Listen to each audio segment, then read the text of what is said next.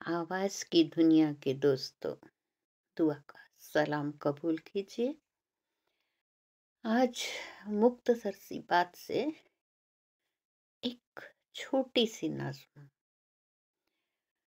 जैसा कि आप जानते हैं कि आजकल की बातें नहीं करती मैं,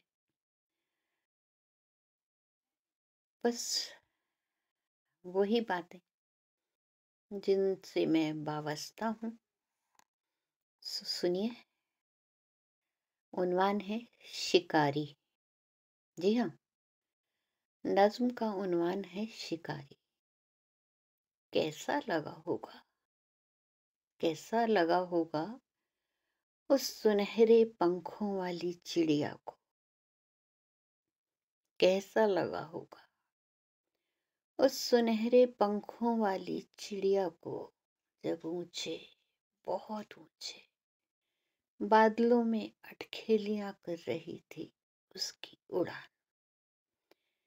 कैसा लगा होगा उस सुनहरे पंखों वाली चिड़िया को जब ऊंचे, बहुत ऊंचे बादलों में अटखेलियां कर रही थी उसकी उड़ान। और अचानक, जी हाँ, और अचानक एक तीर ने उसे जमीन पर ला पटका। जी हाँ, ऊंचे, बहुत ऊंचे बादलों में अटखेलियां कर रही थी उसकी उड़ान, और अचानक एक तीर ने उसे जमीन पर ला पटका। आसमान से सीधा जमीन पर, आसमान से सीधा जमीन पर। और शिकारी हंस रहा था, और शिकारी हंस रहा था अपनी जीत। आसमान की बुलंदी पैरों पर थी उसके। जी हाँ, शिकारी हंस रहा था अपनी जीत पर, क्योंकि आसमान की बुलंदी पैरों पर थी उसके। और फिर तीर निकाल के उस घायल चिड़िया को बंद कर दिया उसने पिंजरे में। और फिर तीर निकाल कर उस घायल चिड़िया को बंद कर दिया पिंजरे में। और हर रोज उसके जख्मों पर नमक छिड़कना खुशी थी उसकी। जी हाँ, वो शिकारी था, और आसमान की बुलंदी पैरों पर थी उसके।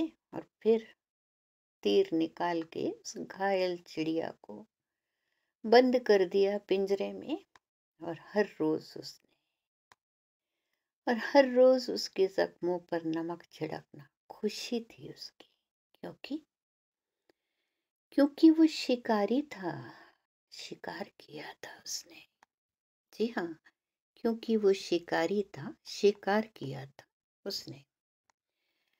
एक बार फिर कैसा लगा होगा उस सुनहरे पंखों वाली चिड़िया को ऊंचे, बहुत ऊंचे बादलों से अटकेलियां कर रही थी उसकी उड़ान। और अचानक एक तीर ने उसे जमीन पर ला पटका। आसमान से सीधा जमीन पर। और शिकारी हंस रहा था अपनी जीत पर।